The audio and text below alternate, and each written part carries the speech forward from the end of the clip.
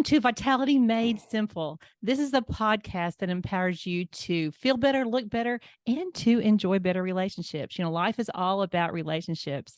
And we've got a wonderful guest today, Dr. Thomas Levy. He's been with us before. I feel like I have a friendship with you, Dr. Levy. I've seen you lecture so many times, read your books, and then this is the third time on our podcast. Dr. Levy is a board certified cardiologist as well as an attorney. He has such an interesting history. He is curious, and he is absolutely one of the most generous health practitioners, physicians that I have ever met, because he is absolutely dedicated to sharing information that is practical and that empowers people to have strategies that they can make their own health better. Welcome, Dr. Levy. Hi, glad to be here, Debbie. Thank you. You're the one that started teaching me about methylene blue, and I still have so much to learn.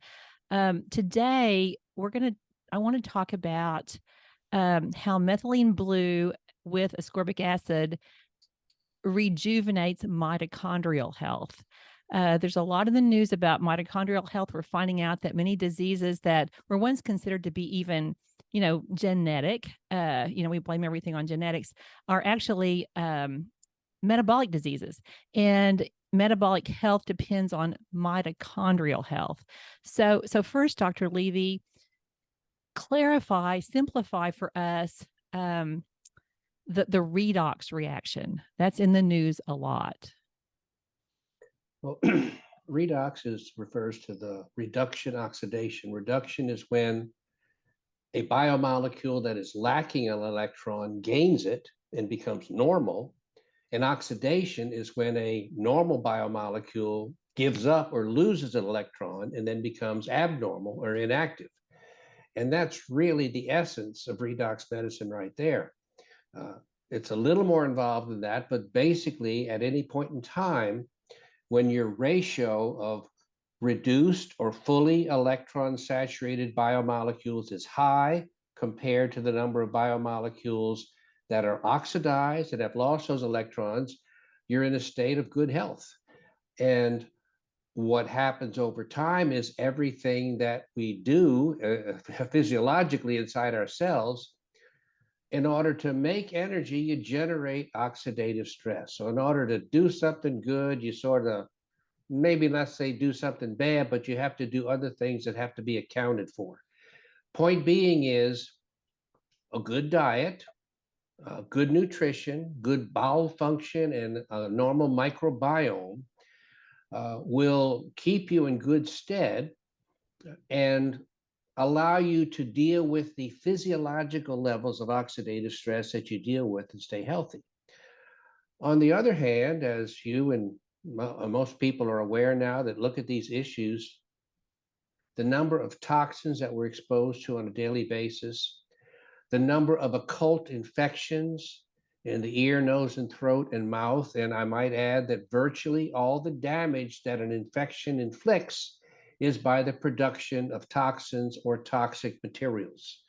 There are some cases where a bad enough infection might erode a blood vessel and you'll rupture and die from bleeding, but for the most part, what makes you sick and ultimately kills you in any sort of acute infection or keeps you ill in a chronic infection is how much new pro-oxidant, oxidation-causing agents are released into your body.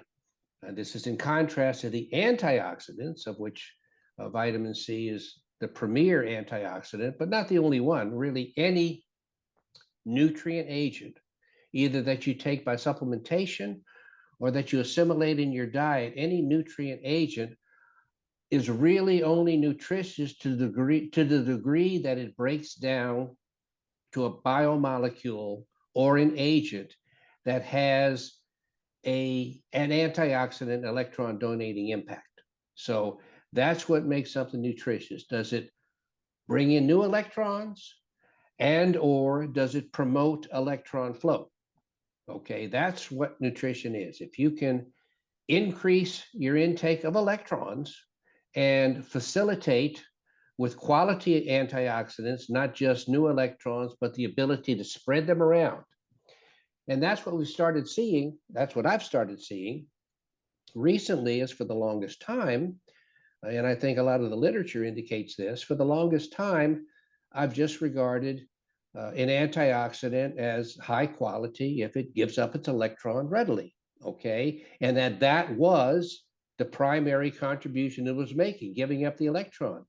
And that was the primary source of new electrons. Well, as it turns out, for example, with vitamin C, we have studies that show, somewhat confusingly at first, but I'll explain why it shouldn't be confused, is we show that oxidized vitamin C, dehydroascorbic acid, versus reduced vitamin C, ascorbic acid, are equally effective therapeutically in some animal models and in some conditions in human beings. So this immediately conflicts with the idea that the primary purpose of vitamin C is to bring in new electrons. If you give a vitamin C that's already electron depleted and it makes you better, how can that be? Well, it can be that way because the primary role of vitamin C is not to bring in the new electrons, but to optimally distribute the new electrons that come in from your diet and other quality supplements. So it's the matrix of vitamin C that allows the dissemination of electrons. I mean, if you have a lot of electrons, but you don't have a high reservoir of vitamin C and other quality antioxidants to give and take, give and take, give and take, you can't generate the microcurrents that keep cells vital, or the transmembrane voltages across the cell wall that keep cells vital. So that sort of is, in a nutshell, redox with what I call my current modification, which is that quality antioxidants shouldn't be measured, and they are measured this way. It's called the ORAC scale. They just say, oh, it's powerful, it gives up electrons, it's more power than vitamin C. No, that's not the biological impact. The biological impact, of course, is being able to take and give electrons readily, but how well does it get everywhere in the body? Vitamin C uses glucose transporters, gets everywhere in the body. You know, an antioxidant is not going to help you at all if there's parts of the body it doesn't get to. So they talk about astaxanthin, for example, a fabulous antioxidant, but it goes to fatty tissue. So it's not going to be an antioxidant for general bodily health. Great for the eyes and other areas with high fat content.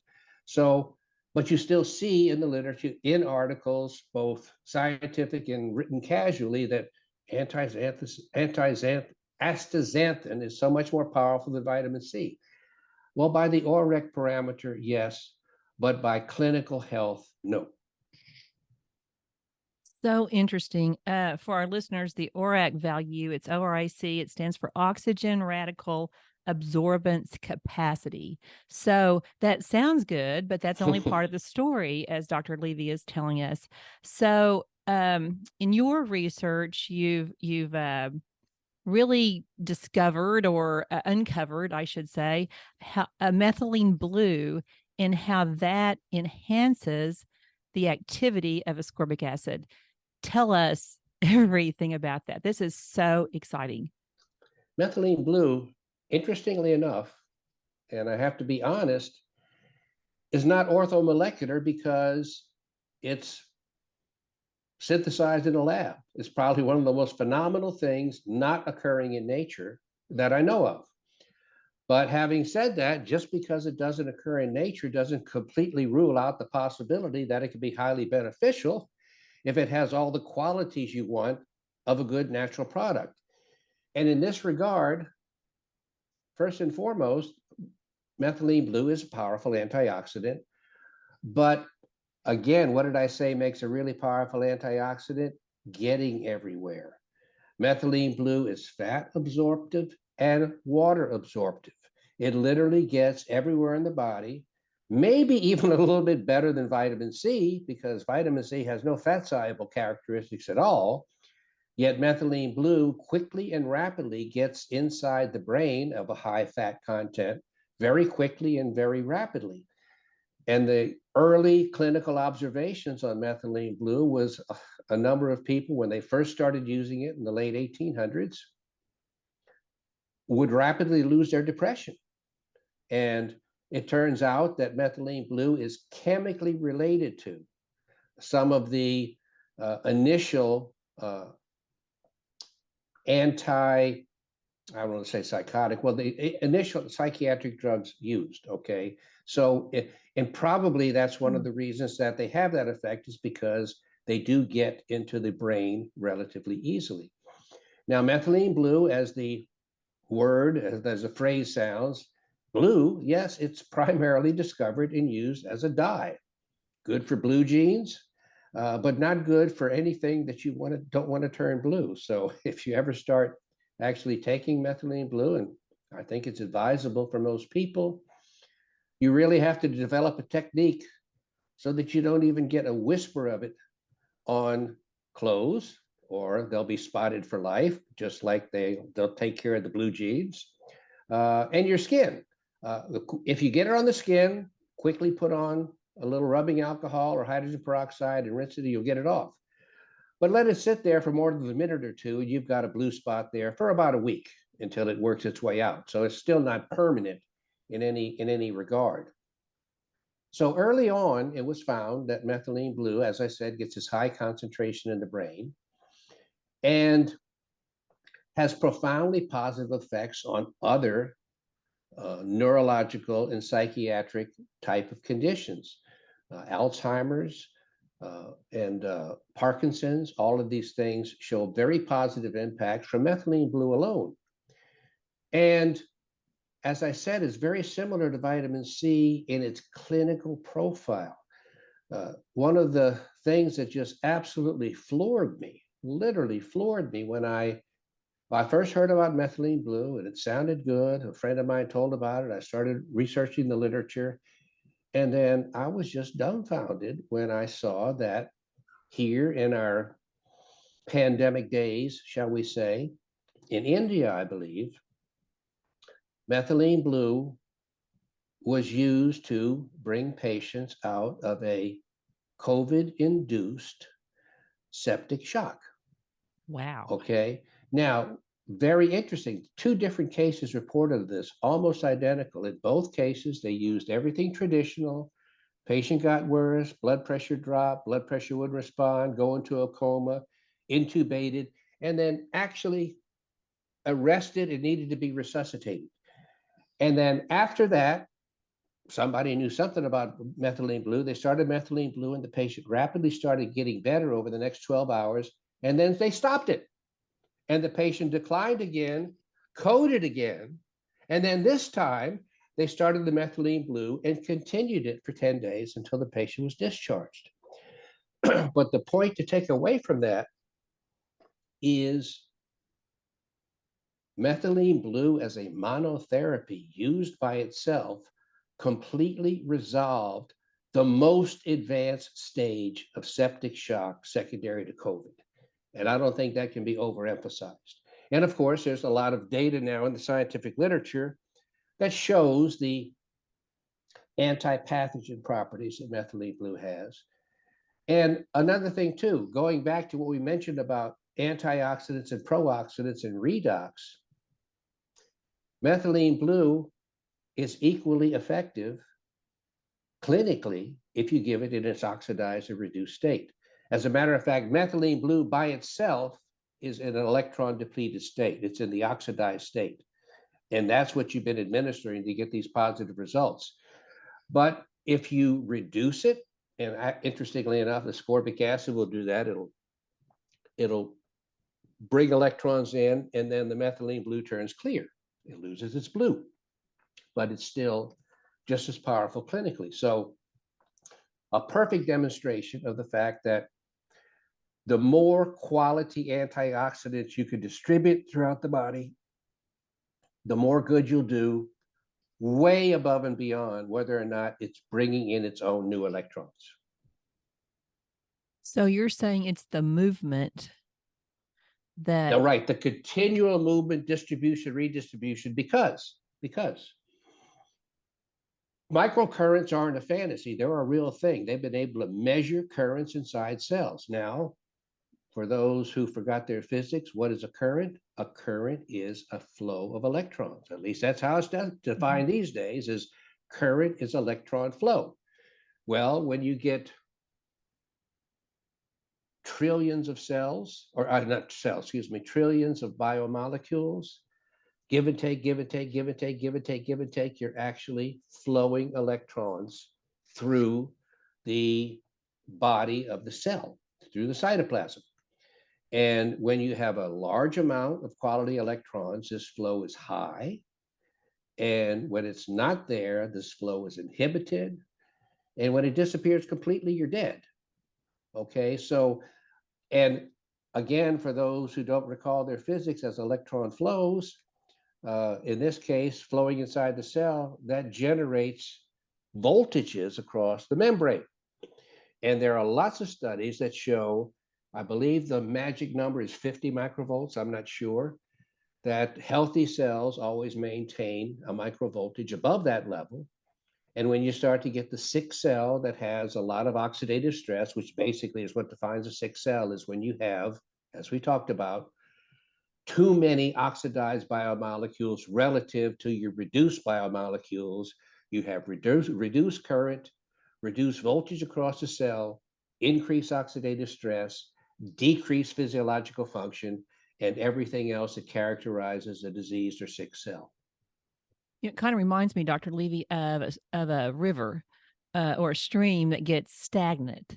It has to keep moving to stay healthy and to generate energy, and that's incredible. So now ascorbic acid. Well, it's distribution too. Let's say you have something that you want to have the effect in a bowl of something, and you have a concentrated something that you want to add to the whole thing. You just drop it on there, it doesn't do it. And you put it in there, but it's not going to have the effect. But you put it in with a large volume of something that will distribute it through there.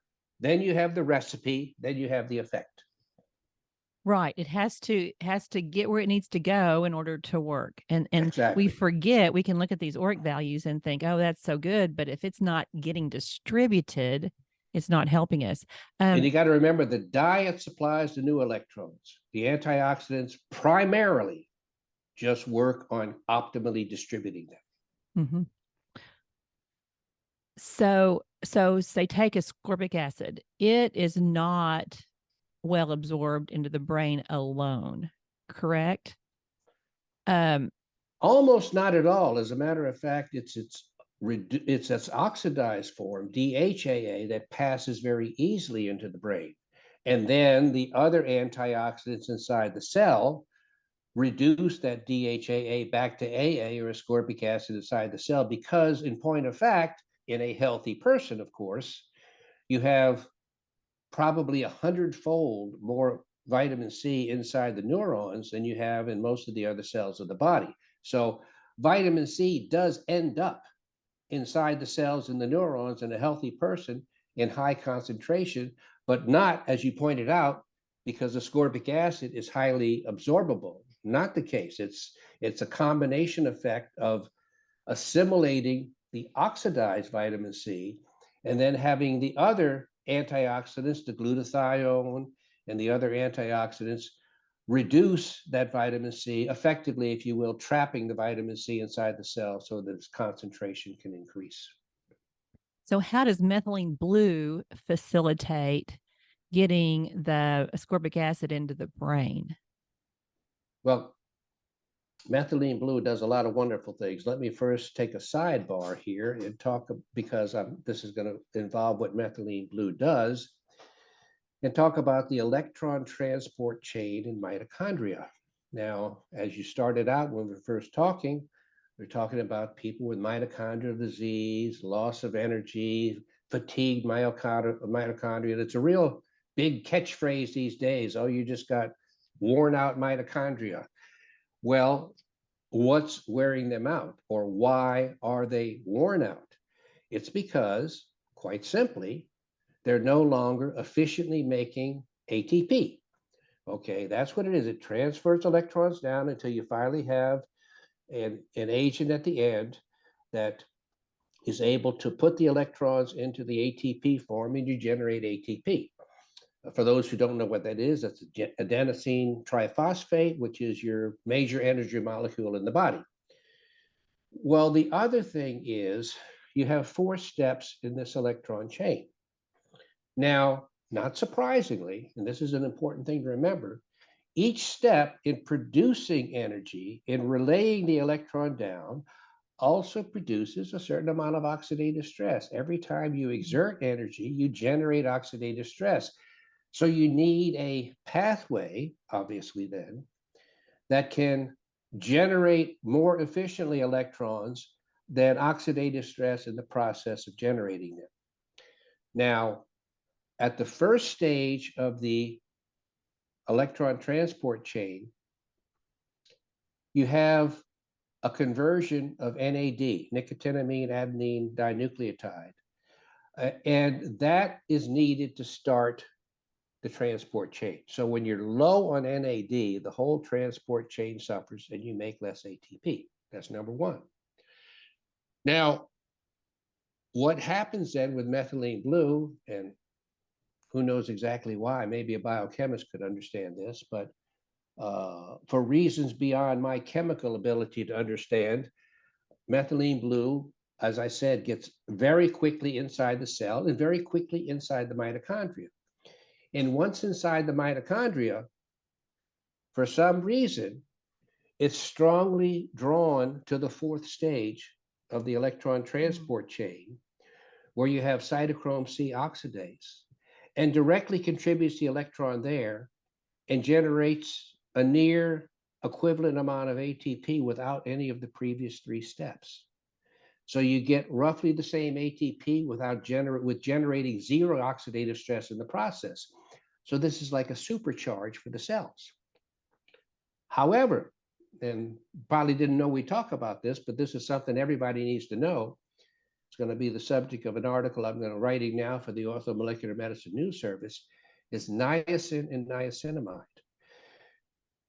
Very briefly, niacin, vitamin B3, okay, does, you can look at the literature, go online, it just does so many different things for your health, and you say, wow, it affects every cell in the body. Why does it affect every cell in the body? Because niacin or niacinamide is the non-flush version of niacin and has the same impact on what I'm talking about as niacin. Niacinamide or niacin directly stimulate the production of NAD. So getting high doses of niacin and niacinamide, getting the initial substrate of the electron transport chain high, the NAD, and at the same time, cheating on the other end with the methylene blue, and you have a supercharged version of what it takes to generate energy. And for those interested, I'll just tell you anecdotally, because I'm talking about myself. Anecdotally, I started on methylene blue a year ago, and I felt substantially better. Great, energy-wise, all the good things. And then about 3 months ago, I started taking niacinamide, 3 grams a day. Some people are talking about 50-gram doses. It just makes no sense if you look at the literature, the orthomolecular literature. When you take on the order of 3 grams a day, my energy has shot through the ceiling. My thinking is clearer than it's ever been before. And you can say I'm exaggerating, but I'm 72 years old now, and I feel better than I felt in 20 years. Okay. So, I mean, this is like super high, but obviously we're all trying to learn something new every day, this, that, or the other. I'm not saying I won't have something else to say or add down the road, but I can tell you right now, my confidence level in taking methylene blue and niacinamide, and the doses I'm talking about, the niacinamide, you got to push to multi-gram, okay? Even if you don't tolerate 3 grams, because some people have a little stomach upset with it maybe. Whatever your tolerable level of niacinamide is, up to 3 grams, along with probably between 10 and 20 milligrams of methylene blue a day, is just a phenomenal 1-2 punch toward absolutely resuscitating your mitochondria. So it sounds like the methylene blue sort of pushes everything to the head of the line. I mean, you could stand in line and produce oxidation. Right.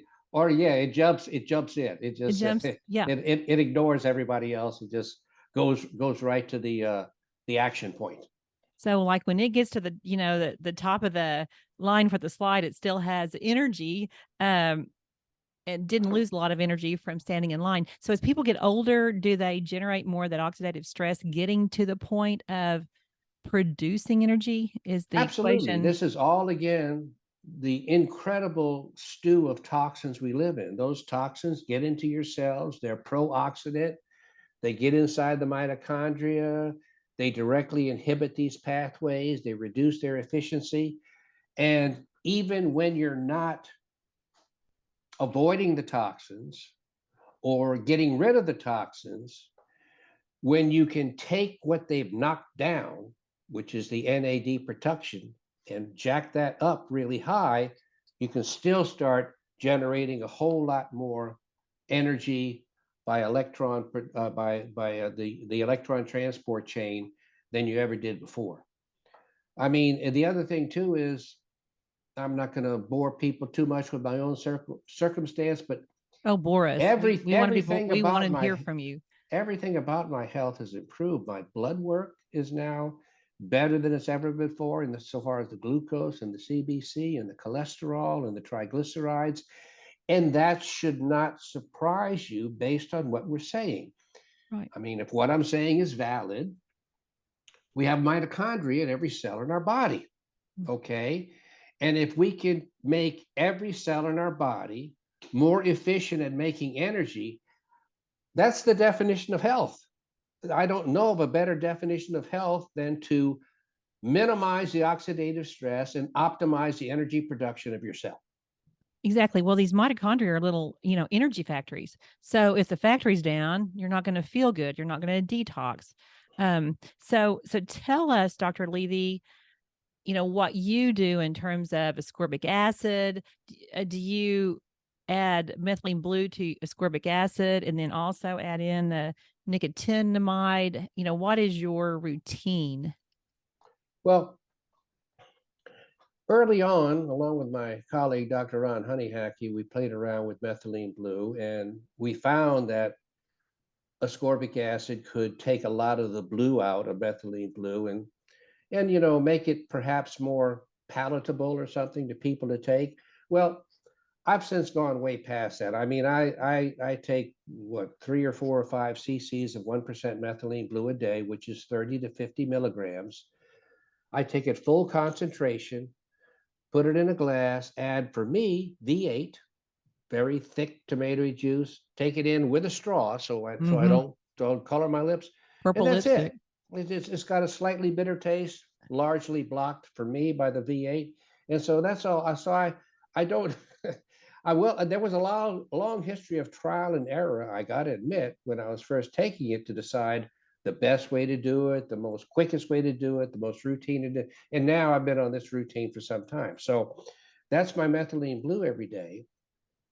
And I've been on the niacinamide, like I said, 3 grams a day for the past few months. And my other supplements, with regard to vitamin C, I take usually about 3 packets of the Live On Labs liposome encapsulated vitamin C. And if you're going to take a liposome encapsulated vitamin C, my advice is not to take anything but the Live On Labs, because Live On had such an astronomical success with their liposome products starting about 18 years ago that all the supplement manufacturers started drooling. And now we have countless products that say they're liposomal and they're not. I've just never seen so much outright fraud in my life. But the thing is when you have a preparation of vitamin C that you call liposome encapsulated, but it's not liposome encapsulated. But guess what? A lot of people are still going to get better because they're taking vitamin C. Right. Okay, so they're not going to suffer from having no positive impact. What they are going to suffer from is the phenomenal extra benefit of the liposome delivery inside the cell. I've had a number of situations now where I've effectively used this Live On Labs liposomal product in what I call a super dose for a day or two, when there's not access to an intravenous vitamin C of 50 to 75 grams. And I've consistently found, to my satisfaction, at least an equivalent, if not superior, clinical impact. But what am I talking about when I'm taking a high dose? Well, the box has 30 packets. And well, I'll use an example. I was in Colombia, and my wife was coming down with pretty much looked like the flu and just getting sick. And we had a lot of stuff we needed to do the next day. And fortunately, I brought a lot of liposome encapsulated vitamin C with me. And we didn't have the IV available. I said, look, I say, take 5 packets, 5 grams of the liposome encapsulated C every hour while you're awake. And when you wake up, take another 5 and then go back to sleep. So she went through about 2 boxes, about 60 packets in a 24-hour period. And she was near normal the next day. That's incredible. Okay, so that's better than I've seen with intravenous. So incredible. So I take that vitamin C and then a bunch of other things, but vitamin D and a few things like that. Obviously magnesium, vitamin K2, and a few other good things. I'm always fiddling with my supplements, but I don't mess with my big baseline, the vitamin C and the magnesium and the vitamin D, the vitamin K2, and now the niacinamide and the methylene blue are the mainstays. Mm-hmm. Well, and you're eating a great food. You're eating real food. You're not driving through and grabbing, pseudo food. So that all adds to your antioxidant load. So the methylene blue, for those listening, you can order medical grade methylene blue. And Dr. Levy got me started doing this on my tonsils because of this CLL diagnosis I got. My throat was sore before that, Dr. Levy, and now it's not sore. So we're just putting a couple of drops, but I'm going to do more. There's about on your throat or directly on the tonsils? Well, directly on my tonsils. Okay, yeah, great. And there's little droppers you can buy, and I'm just laughing looking at your shirt. If you're listening to the podcast, you can't see that Dr. Levy has on a methylene blue shirt. It's exactly the color of methylene blue. Well, it is that. This is the type of shirt you have to wear when you work with it a lot. That's right. And it started out white, and now it's totally blue. There you go. And he is so right to say you got to be careful about the staining of this. But in way back in microbiology, it's what we use to stain. I mean, it was just a lab. Very potent lab material. Yeah. So there's what 0.5 milligrams per drop. Is that correct? I avoid talking about dropped equivalencies because I get conflicting data. They have large drops, they have small drops. When you have 1% methylene blue, 1 cc is 10 milligrams. Okay. 1 cc. And you're taking how many milligrams a day? Personally, I'm taking about 40 a day. Okay, personally about 40. And I know you always recommend start low, go slow, work up. Yeah, I'm not. That's why I say personally. I said I'm not recommending people go straight to that. I mean, this is like anything else. Start slow and low. See how you respond. See how you feel. However, on the other hand, if you're fighting a cold or a flu or something generated by our pandemic, go straight to 50 to 100 milligrams a day for a few days, and you'll get a powerful synergistic effect with whatever other positive interventions you're taking. Tell us what you've seen in terms of neurological problems related to methylene blue. Well, because of what I said, the fact that it increases energy production, and because also of the fact that it so effectively gets more efficiently into the brain and central nervous system than really any other thing that I know of, for that matter, the results are all very powerful. Okay, we have the articles in the literature on Parkinson's, on Alzheimer's. And obviously, I'm talking about those conditions improving. We've probably talked in the past that those conditions involve a lot of things like a Mhm. chronic pathogen colonization inside the tissues, an abnormal microbiome, and lots of things are making them worse. So I don't want people to confuse what I'm saying that methylene blue is some cure for Alzheimer's or Parkinson's, not at all, but clearly beneficial, profoundly beneficial, also for, as I mentioned, depression, schizophrenia, actual things like this, also very impressive. I might add too that, and this is something very much to keep in mind for anybody with a depression or a neurological situation, is, and this will be part of the article that I'm writing now for Orthomolecular Medicine News Service, is quite a few years ago, Dr. Abram Hoffer showed, and I'm not mispronouncing my words, niacin cures schizophrenia. Period. End of story. A very large percentage of the time. Absolutely cures schizophrenia. Well, what did we just say about the electron transport chain and then the role of niacin? And so you put niacin, like I said, in combination with the methylene blue, and not only is it good for everything in your body, but it's a supercharge for your brain. And another subtle thing I've noticed in myself is it's hard to articulate, no pun intended, but I don't know, my ability to speak and enunciate concepts, I felt was beginning to be impaired, less crisp several months ago. That's resolved completely. And I feel I'm articulating now and thinking now clearer again than I have in the last 20 years. So I couldn't be more enthusiastic about this. I think, like anything else, like vitamin C, don't go running to your doctor and expect them to know anything about this. I mean, if it's a mainstream physician. Now, if it's an open-minded mainstream physician, of which there aren't many, I might add, uh, these are good things to discuss. There are now a tiny but increasing number of mainstream physicians that, shall we say, are finally opening their eyes and realizing that there's something to, even if they don't understand the concept of orthomolecular medicine, they understand that there's something to the idea that maybe a vitamin or mineral that you're deficient in might do you more good than a pharmacological prescription agent that's not designed at all to reverse the condition you're taking, but just to somehow gloss over or neutralize the symptom.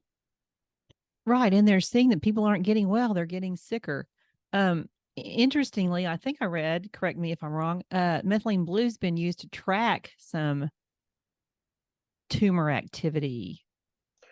Good Right. point. And I was thinking about this and then it chased out of my mind. But one of the interesting, wonderful, fascinating things about methylene blue, I suppose you could say it's attracted to oxidative stress. Mm, Okay, so cells that are sick, it goes to much more selectively, not exclusively, but much right. more selectively and in higher concentration than the healthy cells. And it tracks, as you said, tumor cells very well. Matter of fact, in quote unquote modern current medicine, one of the primary uses of methylene blue is when surgeons are taking out a tumor. Some of them, not all of them, obviously, will do various injections of methylene blue to see if there's any little metastatic lines of cancer cells that they might have missed. So it allows them to delineate more clearly whether they've gotten the entire tumor that they're trying to extract surgically. So, and this is a very curious, and it's in my paper for those who want to read it on Orthomolecular Medicine News Service, is methylene blue has been quite effective in dealing with cancer in vitro, in cells, in test tubes, in some animal studies. And it's been reported on this for probably 80 to 100 years. And something just unsettled me when I reviewed the literature, because I kept on looking for actual clinical studies of methylene blue on cancer or just about any other disease, but especially on cancer. I found one 100 years ago, and it was highly effective. And I could not find a single other clinical study examining the impact of methylene blue on cancer, but a ton of studies of methylene blue positively impacting cancer cells in vitro or outside of the body. So you decide for yourself what that means. I found it very peculiar.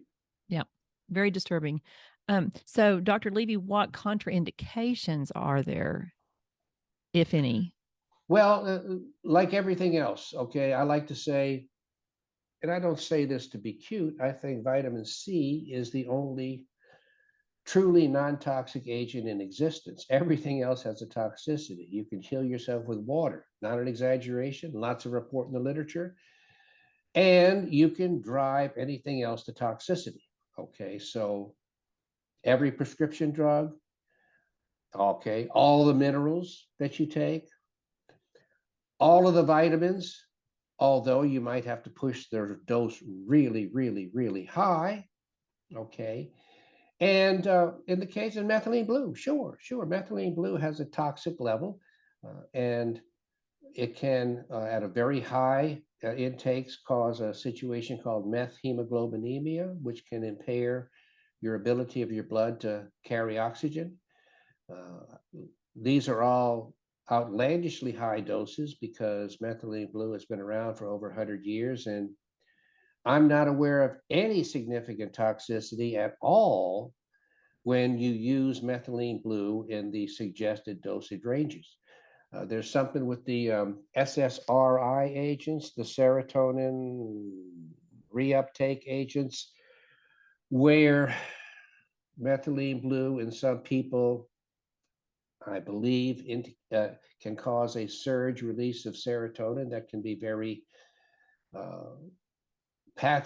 very sickness inducing and potentially fatal. So that's something that people that are on certain psychotropic agents need to be aware of. So if you're taking anything at all for depression or other things like that, and you're not really sure what they are or what they mean, well, do your research or find somebody you trust that can look at my article and then decide whether or not they fall into the category where they should either avoid methylene blue or take it in much lower dosages and just when they're dealing with, say, an infection. So, how did people find your article that, well, it's not out yet, but it's coming out soon? No, right? this one's been out since January. So oh no, that I'm writing the new article on niacinamide. The Okay. article on methylene blue is out there, and it's entitled, excuse me, that resolving colds to advance COVID with methylene blue. It's written on February 4th, 2023. I say that because they have a long list of articles on the website, and you might never find it unless you have the right date. So the date is February 4th, 2023, and it's orthomolecular.org. When you go to the orthomolecular.org, you scroll down and it says Orthomolecular Medicine News Service Releases. Click on that and you'll go to a very long list of articles. And like I said, this one was written near the beginning of 2023, so it's looked by years. I say that because there's so many now, I have a difficult time finding my own articles on there. However, let me add this. The methylene blue article and all my other orthomolecular articles are available on my website, peakenergy.com. So if you go to peakenergy.com, go to the articles subsection, and you'll see at the middle of the page, orthomolecular medicine articles. And I don't know, there must be 25 or 30 of them there now. Oh, that's wonderful, Dr. Levy. You're so generous with all your information. I am just overwhelmed always with everything you're doing. Well, I can't find anybody to pay a lot of money for it. So what am I going to do? Well, you're building crowns in eternity. Yeah. Okay. All right. originally I got to know Dr. Levy with his book Hidden Epidemic, and he was on the podcast about that back in maybe episode 89 or whatever. And then we talked about curing the incurable. Well, we haven't really, this was kind of today, curing the incurable, about vitamin C. And then there was rapid virus recovery. I can't tell you how many people you've helped with rapid virus recovery in my sphere of influence because of you. It's astounding. I have everybody, Well, following your that's good to protocol. know. That's gratifying to know. I Well, got to say this, just recently, an article came out very recently because somebody sent it to me, obviously, when they saw it, that was trying to say how outrageously stupid and toxic and dangerous it was to nebulize hydrogen peroxide, which is, of course, what rapid virus recovery talks about primarily.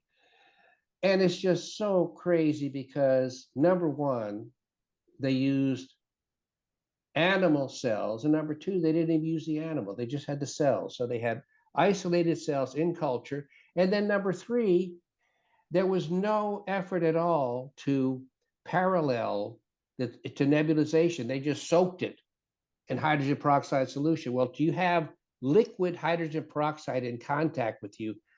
I don't know what the factor is. Is that 100, 200, 300 fold more concentrated than a fine mist that comes in and goes out? And then combined with that was the fact that they weren't doing it on models of infection. Okay, I right. said, nobody's advising you to nebulize hydrogen peroxide if you feel well, you're doing well, you have no exposure to an infection, no indication of an infection, because yes, you don't want any concentration above what your body makes, which it does do, of hydrogen peroxide in your mucous membranes, because it's an oxidizing agent. It'll irritate them and inflame them. You get a little sneeze, or you might even get a sore throat. So it needs pathogens to work on. So you'd use it to resolve your infection. You just don't do it as a general health measure unless you feel you've had a significant exposure. And then again, you just do it for a brief period of time. So it was, I kind of felt,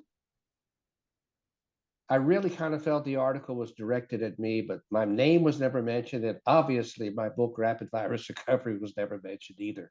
But I'm glad and proud to say, I might add, that we probably have, since it came out at the beginning of the middle of 2022, we have over 200,000 copies out there, either ebooks or physical books. And I get lots of emails from lots of people. And the other things to remember about it are all the non-COVID